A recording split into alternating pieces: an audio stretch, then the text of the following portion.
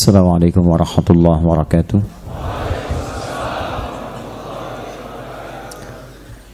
Alhamdulillahi wa kafa.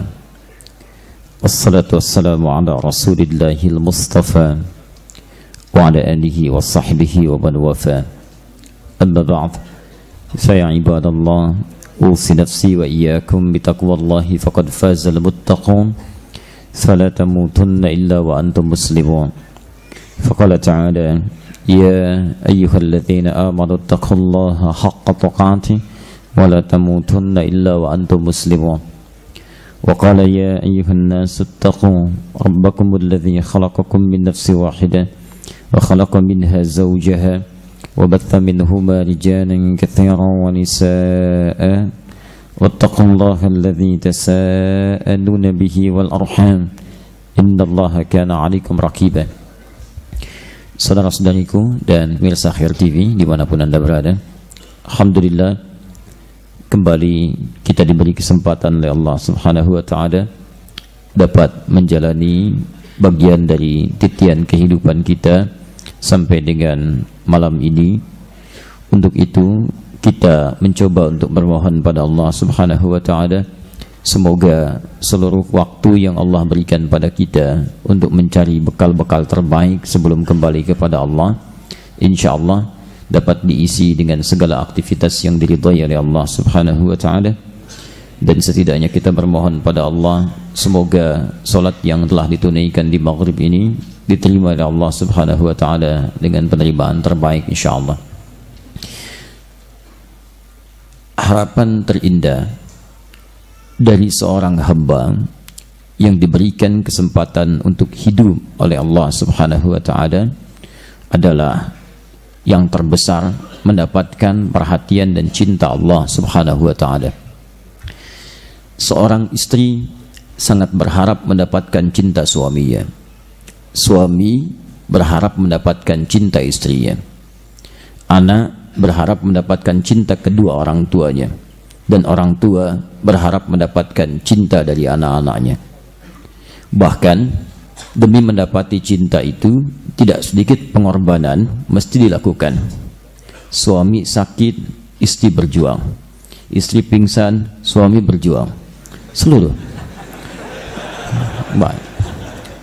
Dan itu bernilai di hadapan Allah Subhanahu wa ta'ala. Itulah cinta. Justru tidak muncul perhatian itu, ada yang harus dipertanyakan. Dan cinta terbesar dari seorang hamba ternyata bukan saat hamba itu merindukan cinta antar sesama hamba, tapi ketika cinta itu dipandang kemudian oleh Allah Subhanahu wa ta'ala sebagai cinta yang menghadirkan ridha Allah Subhanahu wa ta'ala. Di antara kaidah cinta yang menghadirkan ridha Allah Subhanahu wa ta'ala yang paling besar adalah ketika yang mencintai kita adalah langsung Allah Subhanahu wa ta'ala. Anda dicintai oleh makhluk saja begitu bahagia. Kenapa Anda tidak menginginkan dicintai oleh Allah Subhanahu wa ta'ala? Anda dicintai oleh teman dunia Anda, maka apa yang ia miliki akan diberikan kepada Anda. Pimpinan mencintai karyawannya, secara profesionalitas dia akan berikan perhatian terbaik untuk karyawannya. Dosen mencintai muridnya dalam skala pendidikan, maka dengan cinta itu pengetahuan terbaik akan diberikan sebagai bimbingan padanya. Jika seorang hamba dicintai oleh Allah Subhanahu wa ta'ala, maka apa yang Allah tidak miliki untuk diberikan kepada hamba itu? Kelapangan mudah bagi Allah memberikannya. Rizki Allah yang terbaik dalam mengaturnya. Quran surah ke-62 ayat ke-11. Wallahu khairur raziqin. Pengetahuan, tidak ada pengetahuan kecuali milik Allah Subhanahu wa ta'ala. Quran surah ke-17 ayat 85. Wa ma utitu minal ilmi illa qalila. Semua kembali kepada Allah. Kita hanya diberikan kecuali sedikit saja. Apalagi yang kita harapkan yang tidak ada batas dalam pandangan Allah Subhanahu wa ta'ala. Karena itulah kemudian ada tawaran dalam Al-Quran supaya kita bisa mendapati cinta Allah itu, salah satunya tertuang di Quran surah ketiga Ali Imran ayat 31. Paling kiri sebelah atas. Disampaikan kemudian ayat ini oleh Nabi SAW kepada umatnya sebagai kabar baik bagi kita untuk mendapatkan segala anugerah-anugerah tadi. Maka perhatikan firman-Nya, dan Allah kalau sudah berfirman tidak ada keraguan di dalamnya. Pasti benar, pasti sempurna, dan pasti nyata akibatnya. Karena itulah setiap firman Allah dibuka dengan kaidah di Quran surah kedua ayat yang kedua Al-Baqarah, "Dzalikal kitabu la raiba fi." Maka semua isi Al-Quran jangan pernah diragukan. Jadi kalau Anda ingin berinteraksi dengan Al-Quran, maka Anda harus membawa keyakinan, jangan pernah ragu. Anda sedikit saja ragu, maka Anda tidak akan mendapatkan manfaat dari Al-Quran itu. Anda boleh menghafalkannya, tapi ketika Anda ragu pada apa yang dihafalkan, maka Quran tidak memberikan manfaat kepada Anda. Quran surah ke-17 ayat 82. Wala yazidu zalimina illa khasara. Dan tidak akan pernah bertambah pada orang zalim sekalipun hafal Quran, ya, maaf, kecuali kerugian-kerugian saja. Tidak ada manfaat Al-Quran bagi dirinya. Tapi kalau Anda membawa keyakinan ketika menghafalkannya, ketika mengamalkannya, bahkan sebelum Anda menghafalkannya, maka Allah berjanji, "Dzalikal kitabu la raiba fi hudal lil muttaqin." Anda datang meyakini Al-Quran, sekalipun belum menghafalkannya, maka Al-Quran memberi petunjuk kepada Anda bagaimana menjalani kehidupan terbaik. Maka sekarang yakinlah dengan ayat ini ketika Allah sampaikan kepada kita, "Qul in kuntum tuhibbunallaha fattabi'uni yuhibbukumullahu wa yaghfir lakum dzunubakum." Qul, katakan Muhammad. Saking pentingnya ayat ini, perintahnya dibuka dengan kul. Kul, katakan. Jadi Nabi Muhammad saja sallallahu alaihi wasallam diminta untuk menyampaikan pesan ini. Ini juga sebagai bukti bahwa Al-Quran adalah firman Allah, bukan rekayasa Nabi Muhammad sallallahu alaihi wasallam. Sebab kalau buatan manusia, mustahil ada manusia membuat sesuatu meminta dirinya untuk mengatakan, "Saya mau buat surat kepada Anda. Saya ingin katakan besok saya akan pulang dari Palembang menuju ke Jakarta, baik, setelah sholat subuh. Lalu saya tulis suratnya, katakan, saya akan pulang besok setelah sholat subuh." Mustahil seseorang yang diri sendiri akan mengatakan pada orang lain, memulai dengan perkataan katakan. Pasti seorang yang akan menulis akan langsung menyampaikan kalimatnya, besok saya pulang. Tidak pernah ada seseorang menulis untuk dirinya sendiri, katakan, besok saya pulang. Katakan, saya mau ke Palembang. Katakan, saya mau minum. Katakan, saya mau menulis. Katakan, saya mau menghapus. Mustahil. Ini menunjukkan bahwa ada perintah di ayat itu yang bukan rekayasa pribadi, tapi adalah perintah yang sifatnya kuat yang dimintakan untuk menyampaikan. Ingat baik-baik, kalau ada ayat Al-Quran dibuka dengan kalimat penegasan, katakan, itu artinya ada yang sangat penting dalam ayat itu yang sifatnya berupa penegasan dari yang meminta untuk menyampaikan. Paham sampai sini? Ingat, khamar dibuka dengan kalimat kul. Kul fihima ismun kabirun. Katakan dalam khamar dan maaf judi itu ada banyak sekali keburukan-keburukan. Quran surah kedua ayat 219. Ketika dibuka dengan kalimat katakan, artinya benar-benar mabarat, benar-benar buruk, ya, tegas hukumnya. Nah, ini ada hukum positif dibuka dengan kalimat katakan, seakan-akan Allah ingin memberikan pesan ada sesuatu yang sangat penting dan tegas sifatnya. Apa itu? In kuntum tuhibbunallaha, jika kalian serius mencintai Allah, fattabi'uni, maka buktikan keseriusan cinta itu dengan cara mengikuti aku. Aku di situ Nabi sallallahu alaihi wasallam. Jadi kalau Anda merasa mencintai Allah, maka Allah minta pembuktian dari cinta itu untuk bisa mengikuti tuntunan Nabi sallallahu alaihi wasallam. Ingat, setiap cinta hukumnya butuh pembuktian. Ya, sayang, aku mencintai kamu. Apa buktinya? Namamu terukir dalam hatiku. Masya Allah. Saya tidak butuh ukiran namaku di hatimu. Saya butuh ukir itu di buku nikah. Tahan. Maka pembuktiannya muncul saat akad. Jadi kalau orang mengatakan cinta, tapi tidak membuktikan lewat pernikahan, maka cinta itu tidak ada pembuktian yang benar di dalamnya. Jangan salahkan monyet sampai mengatakan cinta monyet, karena monyet pun tidak melakukan itu. Ingat, seringkali manusia menyalahkan binatang atas perbuatan yang keliru yang ia kerjakan. Banyak contoh dan tidak perlu kita ungkapkan. Teman-teman sekalian, kembalikan. Kaidah itu kemudian diteruskan dengan lanjutan ayatnya. Yuhibbukumullah. Orang yang bisa mengikuti tuntunan Nabi, maka ia berpeluang mendapatkan cinta Allah subhanahu wa ta'ala. Yuhibbukumullah, maka Allah akan mencintai dia. Jadi kalau tadi kita buka dengan kalimat, siapa yang mengharapkan cinta Allah subhanahu wa ta'ala untuk mendapatkan segala anugerah yang Allah miliki tanpa batas kepada kita semua, baik dunia, alam kubur ataupun akhirat, maka salah satu caranya adalah kita bisa mendapati itu dengan mengikuti tuntunan Nabi sallallahu alaihi wasallam. Ingat, setiap perintah-perintah dari Allah ketika dijalani, maka sifat kemuliaannya di 3 alam. Kalau manusia, umumnya 1 alam saja, dunia. Anda dekat dengan orang punya kedudukan, mungkin nyaman. Tapi ketika kedudukan itu tertukar dan berhenti ia darinya, maka Anda bisa kehilangan potensi itu. Dia meninggal, selesai, pindah alam, beda keadaan. Tapi ketika Anda mengikuti hukum Allah subhanahu wa ta'ala, semua keterangan yang tertulis mengikuti hukum dalam Alkitab, kemudian sekarang Al-Quran dipegang dengan kuat, maka jaminannya kebahagiaan 3 alam. Quran surah ke-19 misalnya, dari ayat 13 sampai ayat 15, paling kiri sebelah atas sampai ke tengah. Nabi Yahya alaihi salam, ketika kemudian beliau beranjak dewasa, diberikan tuntunan dari Alkitab, diminta mengikuti. Ya Yahya, khudhil kitab biquwwah. Yahya, ambil tuntunan dari kitab wahyu yang kami turunkan dengan kuat. Begitu dipegang dengan kuat, beliau jalani, Masya Allah. Wa atainahul hukma sabiyya, kami jadikan dia orang bijak sejak dia dini. Wa hananan min ladunna wa zakata wa kana taqiyya, dan dia menjadi pribadi yang lembut, baik, bahkan jadi pribadi yang sangat takwa. Wa barran biwalidayhi, berbakti kepada kedua orang tuanya. Walam yakun jabbaran 'asiyya, dan dia tidak durhaka kepada Allah, tidak bermaksiat dia.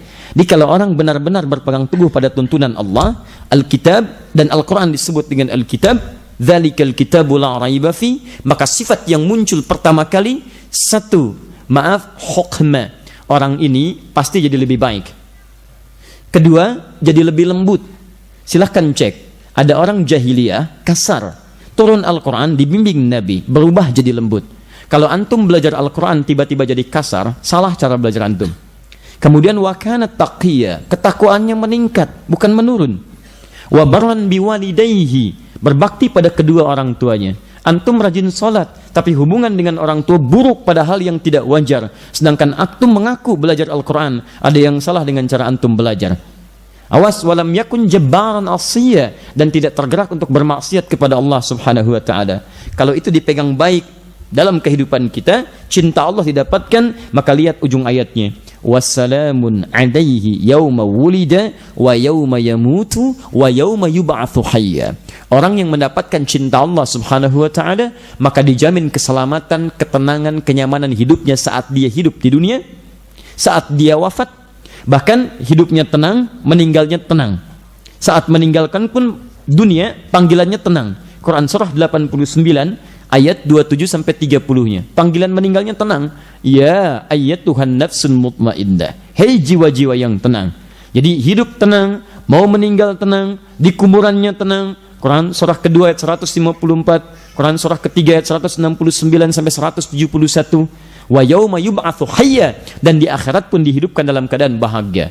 Bahkan dia diperkenankan melihat Allah tanpa hijab. Quran surah 75 ayat 22 sampai dengan 23-nya. Surganya tak terlukiskan indahnya dengan segala kebahagiaannya. Malaikat selalu masuk mengucapkan salam dalam setiap pintunya. Quran surah ke-13 ayat 23 sampai dengan 24-nya. Sampai di ayat 24 yang mengatakan salamun alaikum bima sabartum. Selamat ya, kamu sabar saat di dunia dan mengikuti tuntunan yang telah ditetapkan oleh Allah subhanahu wa ta'ala. Jika Anda ingin meraih itu semua, dunia bahagia, alam kubur tenang, dan akhirat luar biasa senang, maka ada cara untuk meraihnya, yaitu mengikuti tuntunan Nabi SAW. Karena memang Nabi diutus untuk kita ikuti. Nabi diutus membawa tuntunan yang menjadikan terbaik untuk kita ikuti. Baik, untuk itulah kemudian kita mengambil materi untuk menghadirkan tuntunan Nabi dalam kehidupan harian kita. Tidak hanya salatnya, tidak hanya puasanya, tidak hanya haji dan umrahnya, tapi bagaimana 24 jam Nabi menghadirkan tuntunan bagi kehidupan kita.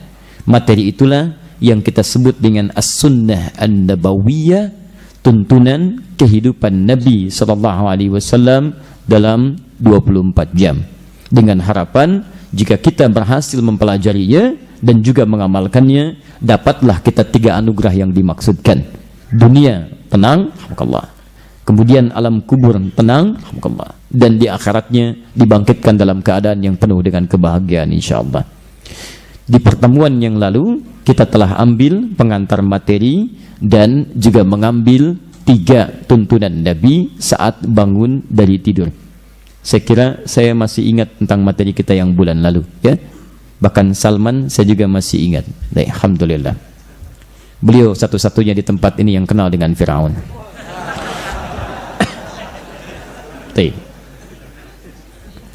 Bismillah. Pertemuan lalu kita telah mengambil 3 sunnah utama saat bangun dari tidur.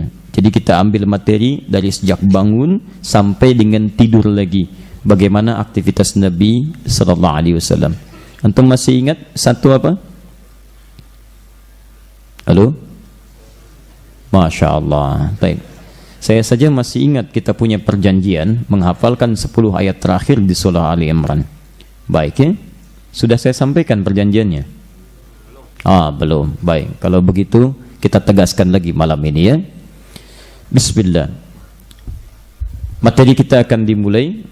Bulan lalu kita sampai di muqaddimah. Untuk apa belajar materi ini? Sekarang kita ambil bagian pertama, bagaimana cara bangun tidurnya Nabi sallallahu alaihi wasallam dan kapan Nabi bangun. Materi kita akan mengambil dari riwayat-riwayat yang tersambung pada kehidupan Nabi. Karena itu saya tidak bisa mengarang sendiri, karena saya tidak hidup sezaman dengan Nabi, tidak pernah melihat Nabi di dunia nyata. Karena itu saya mesti belajar dan melihat pada orang-orang yang tersambung pengetahuannya sampai kehidupan Nabi sallallahu alaihi wasallam. Karena itu pertama kita ambil keterangan di hadis riwayat Al-Bukhari nomor hadis 181. 2. Hadis riwayat Muslim nomor hadis 673. Dan 3. Hadis riwayat Abu Daud nomor hadis 1369. Baik, saya coba tuliskan ya untuk memberikan kemudahan bagi kita barangkali jika ingin mengevaluasinya kembali. Ya, bismillah.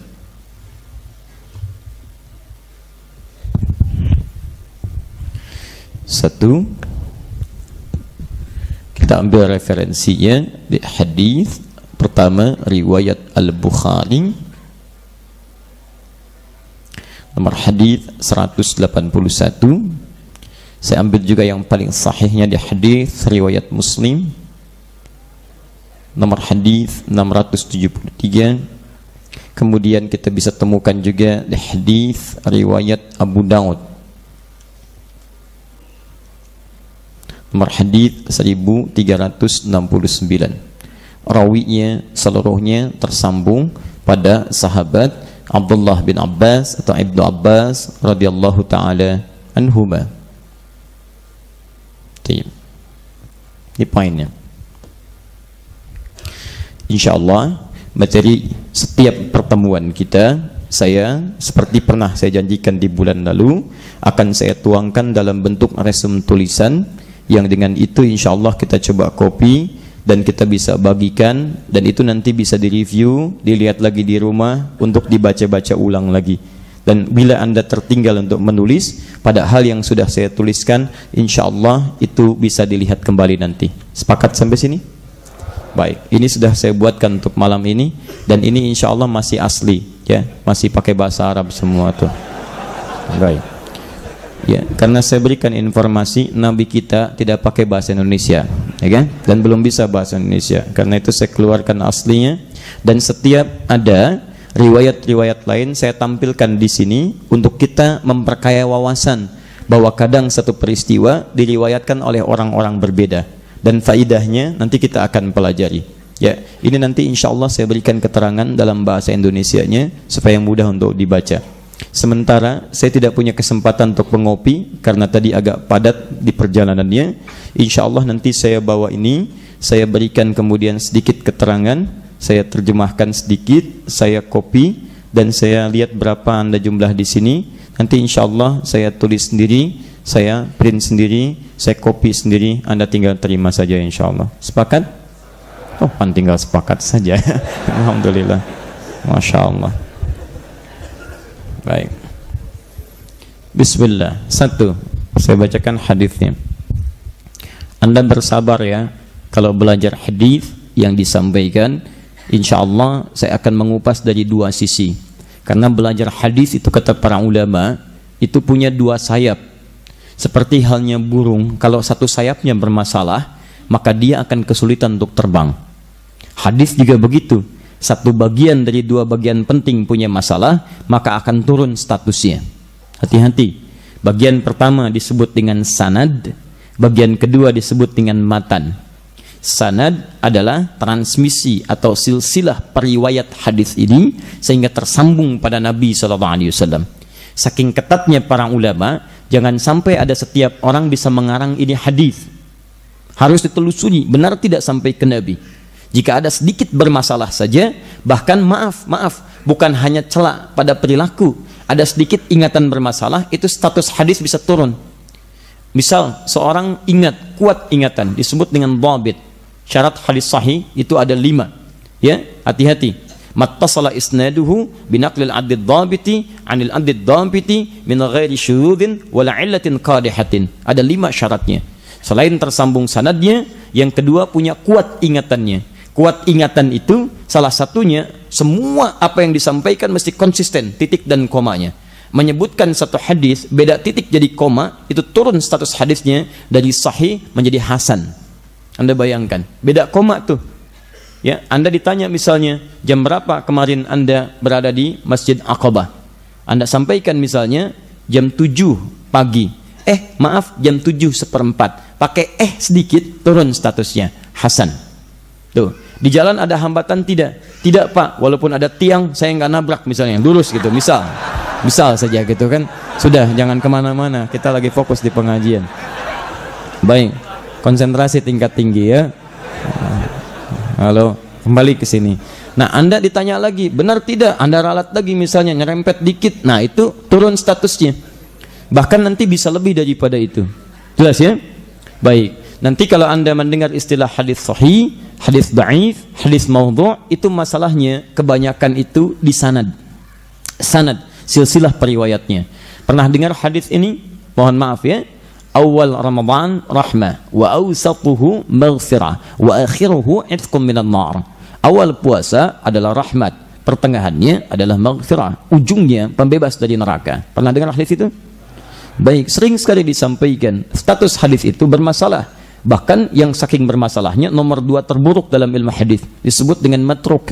Matruk itu adalah status hadis yang tidak bisa digunakan sebagai hujjah dalil, harus ditinggalkan karena ada salah satu periwayatnya yang punya masalah. Apa masalahnya? Dia sering menyampaikan kalimat-kalimat yang kalimat-kalimat itu isinya kadang-kadang tidak benar, bahkan tertuduh dusta. Dustanya mungkin bukan dusta dalam pengertian langsung, kadang-kadang mengarang-arang cerita dan sebagainya, sehingga tidak bisa dibedakan antara karangan cerita dengan perkataan kebenarannya. Maka jika ada kalimat hadis keluar darinya, maka ulama langsung meninggalkannya. Itu disebut dengan hadis matruk namanya. Tayyib. Misal, makan saat lapar, berhenti sebelum kenyang. Pernah dengar hadis itu? Baik, teman-teman sekalian, bahkan itu hadisnya hadis palsu. Palsu. Dan saking palsunya, di kitab hadis palsu pun tidak ditemukan. Silahkan cek. Nanti insya Allah 2-3 hari lagi terbit buku kami, cetakan ketiga tentang menyoal hadis populer. Nanti kami turunkan di situ. Itu saking palsunya, saya cari di 1235 kitab hadis. Sampai di hadis palsu pun nggak ada, saking palsunya. Adanya cuma di kitab-kitab tentang kisah. Nanti Anda bisa baca dengan lebih dalam lagi. Nah, itu sanad. Jadi kalau Anda mendengarkan istilah hadis sahih, dhaif, kemudian maudhu', persoalannya di sanad. Kedua, manfaat belajar tentang sanad adalah kita bisa meneladani orang-orang terbaik di zaman Nabi yang pernah meriwayatkan hadis itu. Antum kan umumnya taunya hadis Nabi, tapi Anda tidak pernah mencari siapa yang meriwayatkan hadis itu. Tidak sedikit hadis itu diriwayatkan oleh para pengusaha. Zaman Nabi, sibuknya para pengusaha tidak menghalangi mereka punya waktu untuk belajar. Kayaknya dibandingkan orang kaya sekarang, lebih jauh kayak mereka. Aset mereka sebagian masih ada sampai saat ini. Kisah mereka dibanggakan sampai dengan sekarang. Tapi Masya Allah, sesibuk-sibuknya mereka, itu masih sempat meriwayatkan hadis. Coba bandingkan dengan kekayaan antum. Tidak ada yang kenal dengan antum di masa lalu. Masa depan belum tentu antum diingat. Kekayaan aset antum sekarang belum tentu ada di masa depan. Mereka 15 abad sudah lewat. Tapi sesibuk apa antum sampai belum sempat punya waktu untuk belajar hadis misalnya. Atau untuk mengikuti ta'lim, mendekatkan diri pada Allah Subhanahu wa ta'ala. Ada di antara mereka, maaf, birokrat. Ada di antara mereka diplomat. Ada di antara mereka bagian dari ahli militer, dari intelnya, sampai tentaranya, sampai keamanannya, masih sempat belajar. Dan tidak sedikit di antara mereka anak-anak kecil. Bahkan yang hebat nanti saya akan kisahkan. Bapaknya nggak sempat ikut, anaknya diminta ikut. Bapaknya tidak ingin kehilangan informasi dari Nabi SAW. Nah itu nanti kalau kita bisa belajar ilmu sanad, kita akan mengukur kita ada di posisi mana. Karena semua sahabat-sahabat Nabi ketika hidup dengan Nabi, maka profesi mereka adalah miniatur kehidupan kita sekarang. Silahkan, dulu ada pengusaha, sekarang ada pengusaha. Dulu ada orang dengan profesi di kepemimpinan, ada sekarang. Pemerintahan, ada. Rakyat, banyak. Maka kalau antum ingin mendapatkan kesuksesan seperti di masa lalu, keberkahan yang melintasi zaman, maka setidaknya para ulama telah merumuskan semua itu di kitab-kitab hadis. Di kitab hadis itu bukan sekedar kitab bacaan yang antum simpan jadi koleksian, tiap pekan antum bacakan tapi tidak pernah diterjemahkan dalam kehidupan. Rugi teman-teman, rugi. Silahkan cek Imam Al-Bukhari menulis kitab beliau Sahih Al-Bukhari itu Al-Jami As-Sahih Al-Musnad Al-Mukhtasar min umuri Rasulullah sallallahu alaihi wasallam wa sunanihi wa ayyamihi. Itu gambaran miniatur kehidupan sunnah-sunnah Nabi yang dipraktikkan oleh masyarakat pada saat itu. Ada 97 pembahasan di situ. Dari mulai Kitabul Iman, bagaimana cara menguatkan iman kita. 57 hadis. Antum yang punya masalah dengan ketenangan iman, kadang-kadang suka naik, suka turun. Naik, semangat ibadah. Turun, jadi malas dalam ibadah. Bagaimana supaya naik dan dijaga nggak turun-turun? Baca kitab pertamanya, 57 hadis pelajari. Maka antum akan menemukan rumus cara menaikkan iman dan ditahan di atas, tidak turun ke bawah. Ada Kitabul Ilmi, bimbingan untuk para pelajar. Antum yang masih belajar, ayo.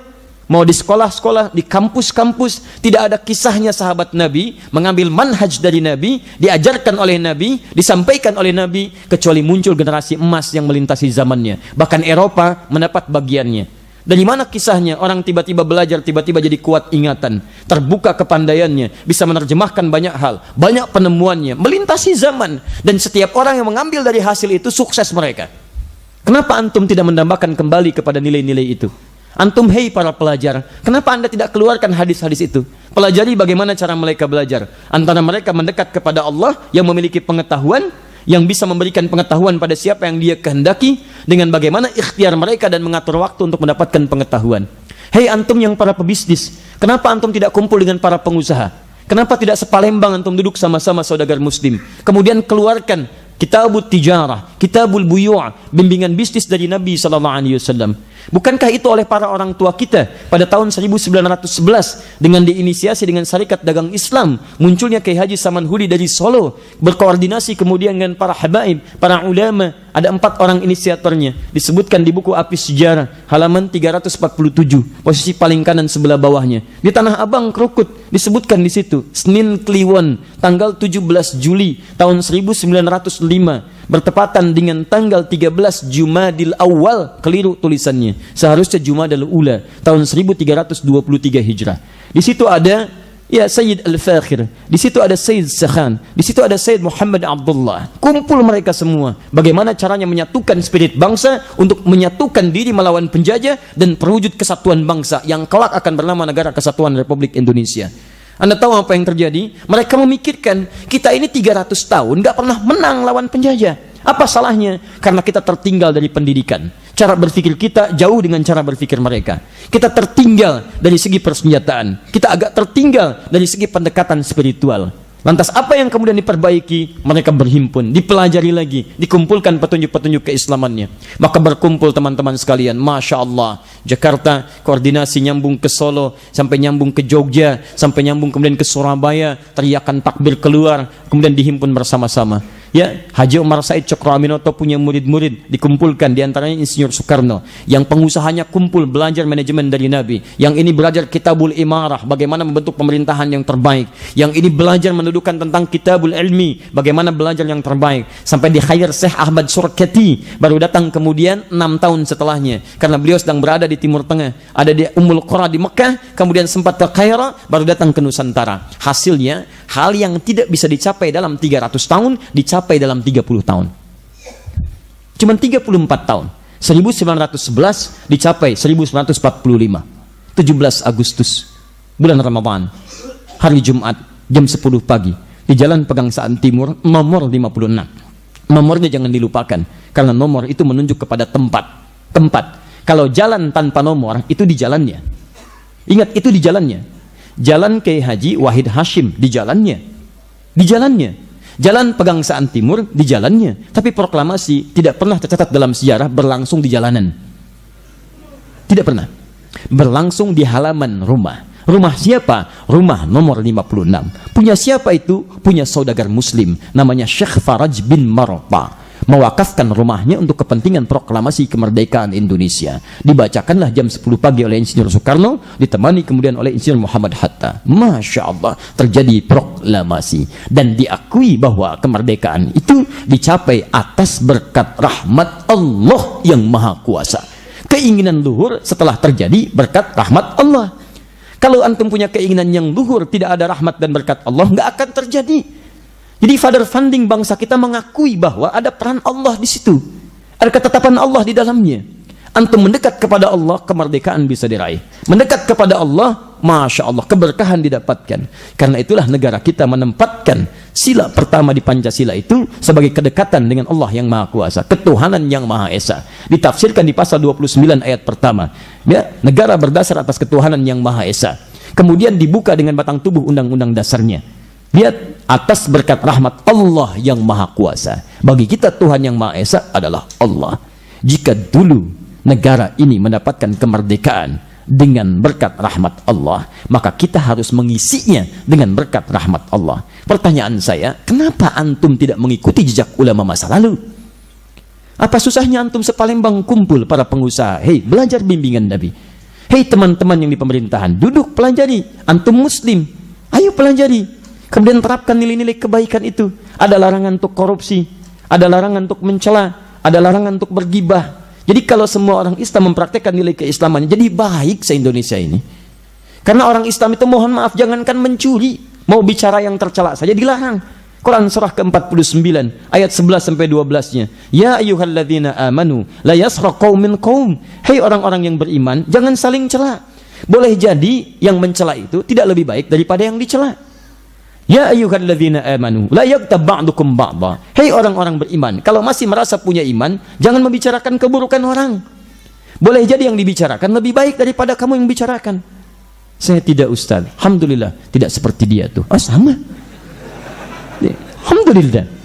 Jadi kita penting mengeluarkan lagi. Seperti orang tua kita pernah mendapati kenikmatan itu, maka kita punya tanggung jawab mengisi kemerdekaan ini dengan nilai-nilai kebaikan terbaik, insya Allah. Bagaimana caranya? Ayo kita pelajari dulu. Jangan yang berat-berat, minimal tahu dari mulai yang kecil-kecil, dibiasakan oleh kita. Rahmat Allah turun. Kalau rahmat sudah turun, yang besar-besar akan mudah untuk kita ikuti. Kalau antum tidak bisa mengatasi yang kecil, bagaimana bisa mengatasi yang besar? Orang banyak kesakitan ketika terkena duri yang kecil, bukan terkena misalnya, maaf, tiang lampu yang besar. Ya, kadang-kadang yang kecil itu lebih tajam dibandingkan dengan yang besar. Antum kalau ketusuk sedotan dengan ketusuk jarum, sakit mana? Jarum. Lebih besar mana sedotan dengan jarum? Sedotan. Ya, kadang-kadang kalau antum tidak bisa menguasai yang kecil, antum sulit mengendalikan yang besar. Antum bagaimana bisa mengatur orang? Ngatur diri sendiri aja nggak bisa. Bagaimana bisa mengatur keluarga, mengendalikan diri? Tidak bisa. Dokter yang baik itu adalah dokter yang menjaga kesehatan dirinya sebelum dia bisa merawat orang lain. Bagaimana bisa merawat orang lain kalau antum sendiri sakit?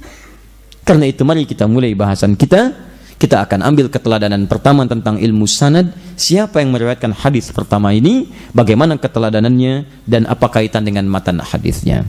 Jelas di sini? Baik, yuk kita mulai. Bismillahirrahmanirrahim. An Ibni Abbasin radhiyallahu ta'ala anhuma, hadis riwayat Ibnu Abbas. Semoga Allah meridhai kepada keduanya. Kami sering sampaikan tentang nama mulia ini. Kalau dalam hadis Anda temukan Ibnu, maka Ibnu ini menunjuk pada nama anak laki-laki. Biasanya nama anaknya tidak disebutkan, nama zatnya tidak disebut, tapi nama nasabnya yang disebutkan kepada bapaknya.